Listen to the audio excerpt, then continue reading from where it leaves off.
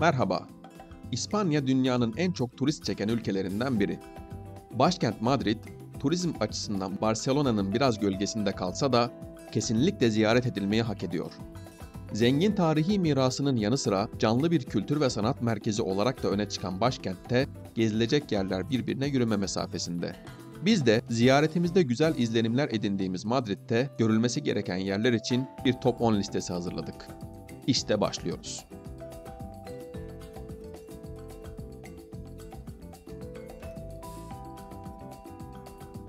10 numara Plaza de Cibeles.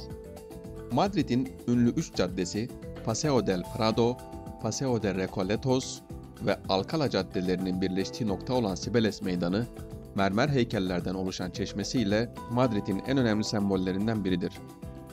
Meydandaki Cibeles anıtı, İspanya Kralı 3. Carlos tarafından 1782'de heykeltıraş Ventura Rodriguez'e yaptırılmıştır. Antik dönemde bazı kültürlerde özel bir yere sahip olan ve bereket tanrıçası olduğuna inanılan Cibeles, Anadolu kültüründe Kibele olarak bilinir. Anıtta Yunan mitolojisinde geçen Cibeles'in sevgilileri Hipomenes ve Atalante'yi arslana çevirerek arabasına koşması hikayesi tasvir edilmiştir. Meydanın bir özelliği de Real Madrid taraftarlarının zaferlerini burada kutlamasıdır. Kutlamalarda çeşmenin etrafı Real Madrid kulübünün bayrağı ile sarılır.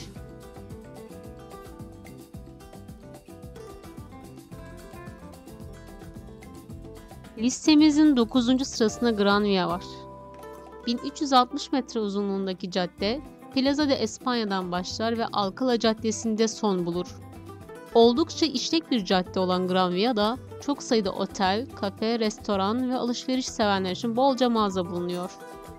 Sayıları eskisi kadar olmasa da çok sayıda sinema ve tiyatro salonunda mevcut yine bu caddede. Gran Via, New York şehrinde bulunan Broadway'e istinaden İspanyol Broadway olarak da adlandırılır. Cadde, 20. yüzyılın erken dönem mimarisinin birçok önemli yapısında barındırmaktadır. Geldik 8 numaraya. 8 numarada Puerta del Sol var. Puerta del Sol, Madrid'in en meşhur meydanlarından biri. İsminin Türkçedeki karşılığı Güneş Kapısı. Madrid'in şehir içi ulaşım ağının merkezi konumundaki meydan, günün her saatinde büyük kalabalıklara ev sahipliği yapmaktadır. Meydanda yer alan 0 kilometre çizgisi, sembolik olarak İspanya'nın merkezidir. Puerta del Sol, 15. yüzyıldan kalma Madrid'i saran şehir duvarlarının kapılarından biriydi. Duvarın dışında Orta Çağ'a ait banliyöler başlardı. Kapının ismi doğuda bulunması sebebiyle her sabah doğan güneşin şehri o taraftan aydınlatmaya başlamasından gelir. Meydanın güney tarafındaki eski postane görülmesi gereken yerlerden biridir. Yine güneyde 3. Carlos'un bir heykeli yer alır. Kuzeyde ise ayı ve koca yemiş ağacı heykeli görülebilir. Madrid'in simgelerinden biri olan heykelin önünde fotoğraf çektirenler mutlaka Madrid'e geri dönerlermiş diye bir söylenti var. Ama bu bizim için henüz gerçekleşmedi.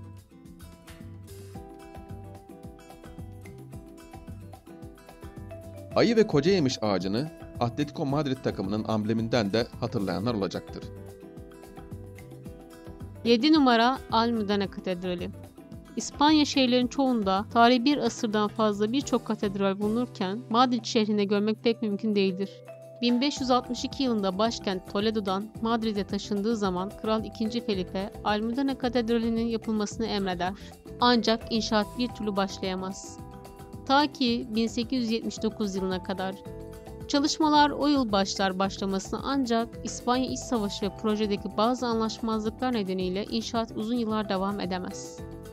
Bir duran bir başlayan çalışmalar neticesinde katedral 1993 yılında Papa II. Ioannis Paulus tarafından kutsanarak açılmıştır.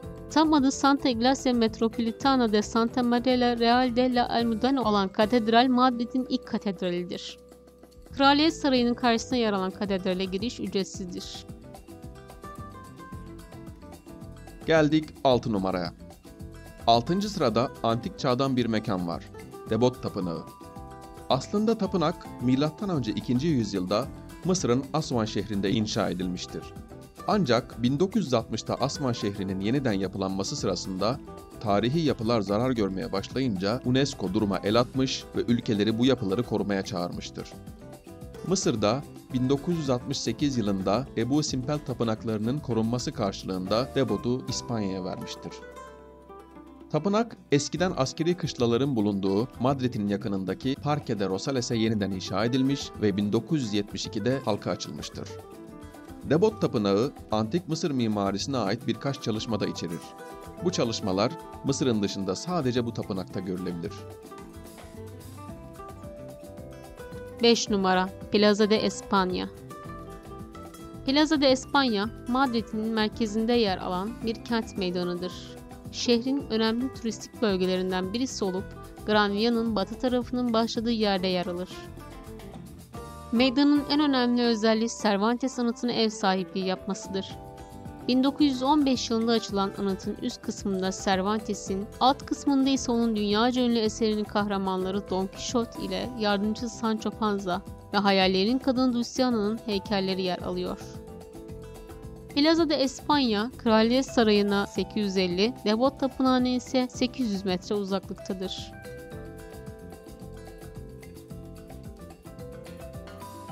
Dört numara Prado Müzesi. Yaklaşık 20.000 sanat eserine ev sahipliği yapan Prado Müzesi, resim ve heykel müzesi olarak kurulmuş olup ayrıca 5.000'den fazla çizim, 2.000 baskı, 1.000 madeni para, madalyalar ve yaklaşık 2.000 süs eşyası içerir. Prado Müzesi, Madrid'in en çok ziyaret edilen mekanıdır. Dünyaca ünlü ressamlar El Greco, Velázquez, Goya, Bosch, Dürer, Rembrandt gibi pek çok ismin eseri müzede sergilenmektedir. Müzedeki en iyi bilinen eser, Velázquez tarafından yapılmış olan Las Meninas yani Nedimeler isimli tablodur. Müzeye giriş ücreti 15 euro.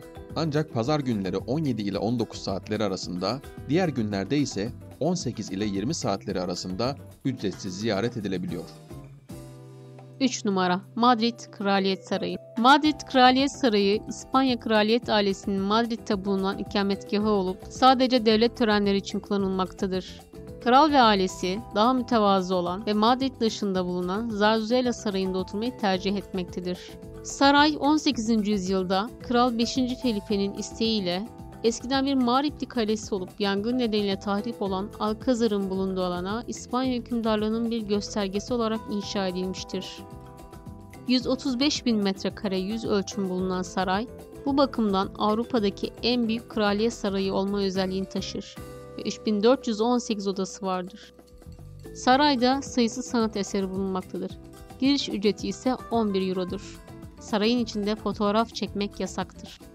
Sarayı ziyaret etmişken hemen yanında bulunan ve saraya ait olan Sabatini bahçelerinde ziyaret etmeyi unutmayın.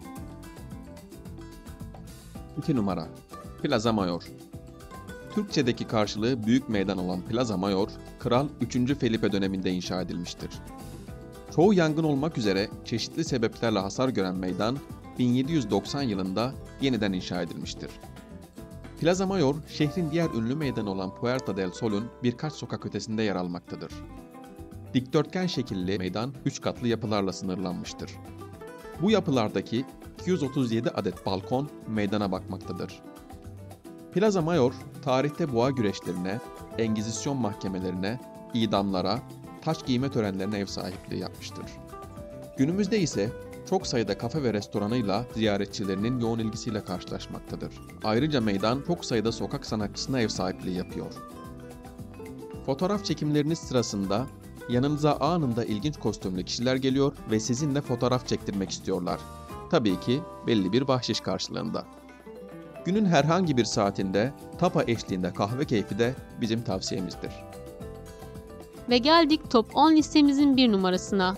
1 numarada Retro Park var. Retro Park, Madrid'in en büyük parklarından biridir. 19. yüzyılın sonlarına kadar İspanyol monarşisine ait olan park, bu tarihten sonra halka açılmıştır. 350 hektarlık bir alana yayılan Retro Park, şehir merkezinin hemen ucundadır ve Prado Müzesi'ne çok yakındır. Dinlenmek için çok iyi bir alan olan parkın içerisinde kafeler, sanat galerileri, heykeller, bolca ağaç ve büyükçe bir yapay göl bulunuyor. Gölde uygun bir ücret karşılığında kayık kiralanıp 45 dakika gezinti yapılabiliyor.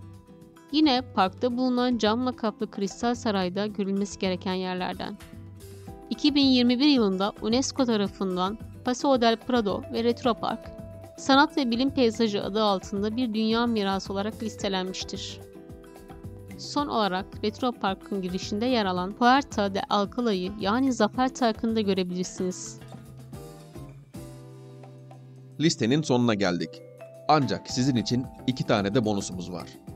İlk bonusumuz Teleferico de Madrid. 1969 yılında hizmete açılan teleferikle Paseo Rosales ile Casa de Campo Park istasyonları arasındaki 2,5 kilometrelik mesafeyi 11 dakikada kat ediyorsunuz. Yerden 40 metre yükseklikte yapılan yolculuk sırasında ve sonrasında Kraliyet Sarayı ve Almudena Katedrali gibi yapıları farklı ve güzel açılardan görme imkanına kavuşuyorsunuz. Ücreti ise 6 euro. İkinci bonusumuz ise Atocha Tren Garı. Güzel bir mimariye sahip olan garın içi adeta bir tropikal orman. Sebebi ise binada kurulan botanik bahçesi. Kaplumbağaların da yer aldığı bitki alanları yolculara huzurlu bir ortam sunuyor. Atocha Tren Garı ile birlikte Madrid Top 10 bölümümüzün sonuna geldik. Yeni bir seyahat noktasında görüşmek üzere. Hoşça kalın.